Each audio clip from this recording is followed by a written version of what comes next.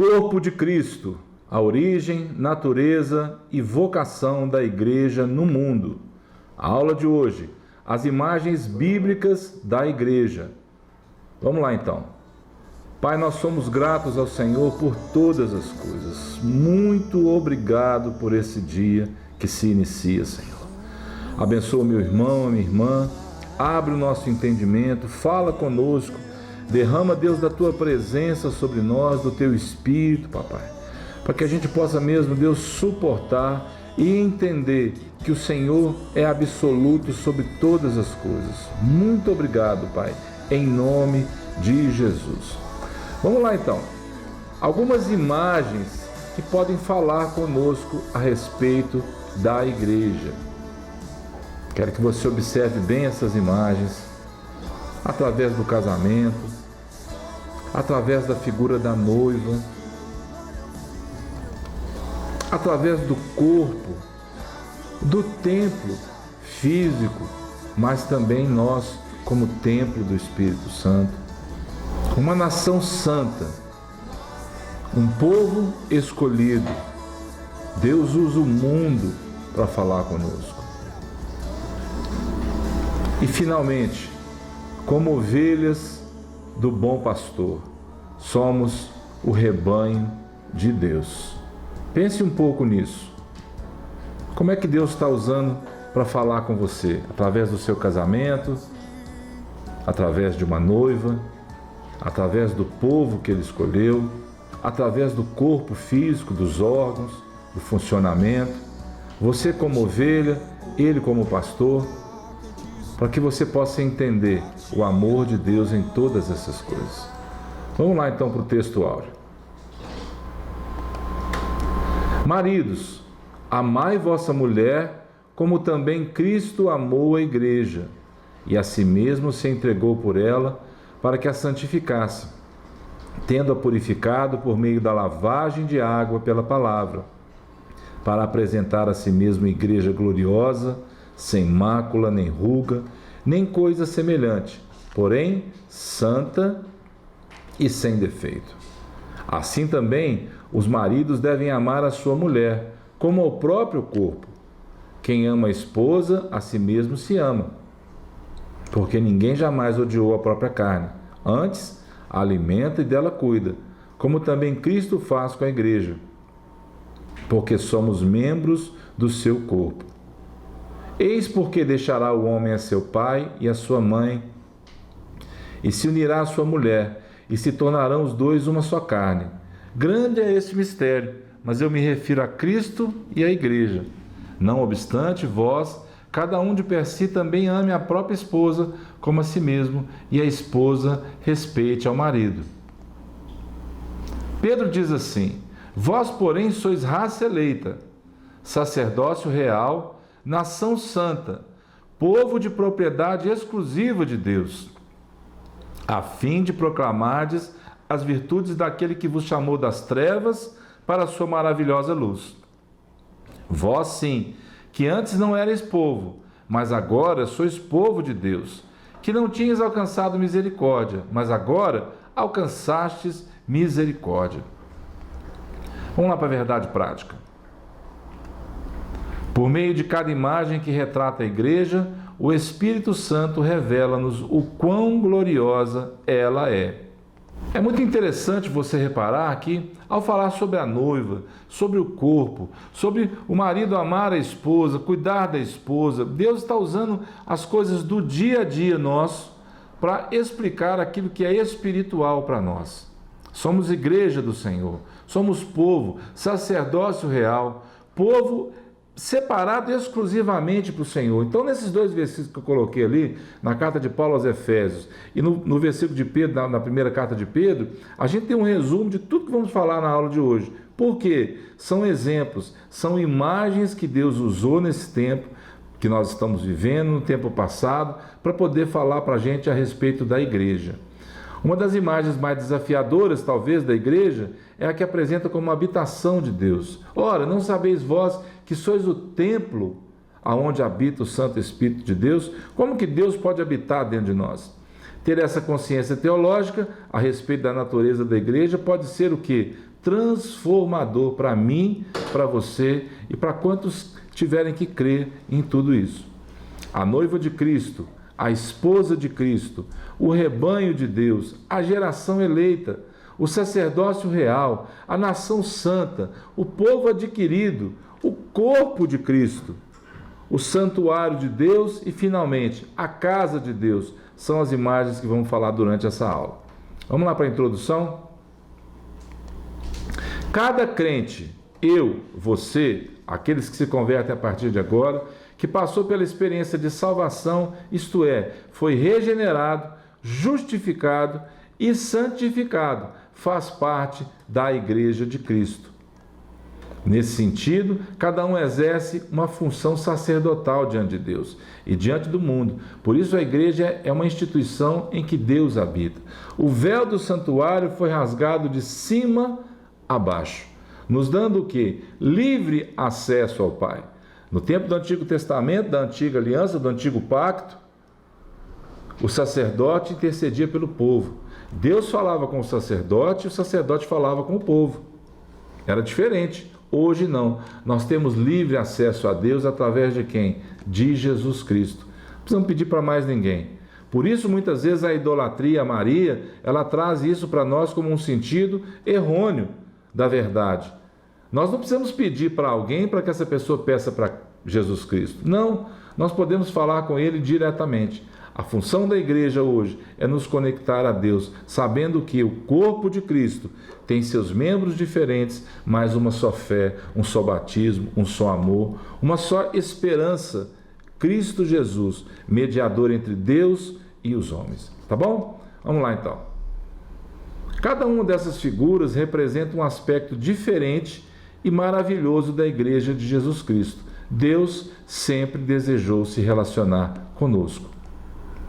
Como será que Cristo deseja se relacionar conosco, como igreja? Quisera eu me suportasseis um pouco mais na minha loucura. Suportai-me, pois, porque zelo por vós com o zelo de Deus, visto que vos tenho preparado para vos apresentar como virgem pura a um só esposo, que é Cristo. Paulo está escrevendo aos Coríntios. Nos exorta então a uma vida de santidade e fidelidade a quem? Ao nosso noivo, Jesus Cristo. Não num relacionamento frio, fundamentado apenas no dever, mas numa realidade de amor, sobretudo, que se entrega e se sacrifica. Cristo cuida da igreja e zela por ela porque a ama. Este deve ser o parâmetro para o relacionamento de todos os casais. Quando a igreja é retratada como rebanho de Deus, ilustrando o relacionamento entre pastor e ovelhas, fica bem claro que este cuidado se assemelha ao trato desses animais. Então você entenda o seguinte: assim como o pastor precisa cuidar das ovelhas, Cristo cuida de nós. Assim como o marido precisa cuidar da esposa, Cristo cuida da sua noiva, a igreja. Então são figuras para você deixar a ficha cair, se ligar então. Por quê? Porque muitas vezes a gente está distraído com as coisas que a gente está lendo, com as coisas, mas não, as figuras nos facilitam o entendimento de coisas que são de Deus para nós. Cuidar das ovelhas do Senhor requer o quê? Amor, paciência, vigilância, conhecimento, né? Como é que funciona, cuidado, lembrando sempre que por nós Ele pagou um alto preço naquela cruz. Para você ter ideia, a ovelha não pode com muito barulho. Por isso o salmista diz: leva-me às águas tranquilas, para que ali ela possa beber, para que nas águas tranquilas, naquele barulho para acalmar, ela possa se alimentar, os pastos verdejantes. Então, há um cuidado natural e um cuidado espiritual para que possa realmente acontecer. Você como ovelha, eu como ovelha, nós como ovelhas do bom pastor. Uma reflexão para nós. Se somos um povo escolhido para anunciar as virtudes dele, por que não deixar que através do Espírito Santo sejamos usados como testemunho das tantas maravilhas que ele fez e faz por nós até hoje? A antiga aliança e nova aliança se harmonizam na escolha irrestrita de um povo santo, separado exclusivamente para o Senhor Jesus Cristo. Lembre-se, ele não mudou. Não há distinção de raça mais, de cor, de sexo, principalmente status social. Em Cristo, todos formam a geração eleita. Lembra no Antigo Testamento, o sacerdote? Para que ele servia? Para interceder pelo povo. Então, o sacerdócio real. Somos agora chamados por Pedro, sacerdócio real. No Antigo Testamento, a família escolhida para isso foi quem? A família de Arão, os filhos de Arão. No Novo Testamento, todo cristão é um sacerdote. Por quê? Ele pode interceder a Deus diretamente. Conclusão dessa lição. A igreja como corpo de Cristo, mais do que uma organização, a igreja é um organismo vivo. No corpo, tudo deve estar em seu devido lugar, funcionando eficazmente em harmonia. Lembre, você é corpo de Cristo. A igreja é um organismo vivo. A igreja não é só uma organização. Precisa ter harmonia entre as coisas. Não pode nem muito ser organização, nem muito só ser organismo. Por quê? Existem pessoas envolvidas nisso. Existe um prédio local. Existem coisas para se fazer. Precisa sim. Mas é claro que ela, como organismo vivo, precisa envolver o nosso tempo maior. Mas como organização, o zelo precisa também existir para que as coisas possam funcionar em harmonia. Cada membro tem sua devida importância e, que mais? Funcionalidade, construindo a verdadeira essência da vida. Lembre-se de nunca querer tomar o lugar do outro. Isso pode ser desastroso. A mão querendo ser pé, a cabeça querendo ser perna, a perna querendo andar no lugar do braço. Não vai dar certo. Então, cada um, como dizia o ditado popular, cada um no seu quadrado, cada um exercendo a sua função, sabendo que Deus está acima de tudo isso. Hebreus 7, versículo 7. Com certeza, certamente, sem sombra de dúvida, o menor é abençoado pelo maior. Somos corpo de Cristo, somos família, somos rebanho, sacerdócio, nação, povo escolhido, para que a gente possa entender quem o Senhor é. É a presença maravilhosa do Espírito Santo em cada um de nós que permite que essa harmonia se concretize. A Igreja de Cristo é, primeiro, uma instituição formada por salvos que se relacionam com Deus e por isso eles fazem parte do seu rebanho. O que mais que a Igreja de Cristo é? É uma instituição formada por salvos que exerce uma função sacerdotal. Acabamos de falar, diante de Deus, perante o mundo, servindo como testemunho para o mundo. O que mais que a Igreja de Cristo é? Uma instituição em que Deus habita e vive. É um privilégio fazer parte da Igreja de Cristo.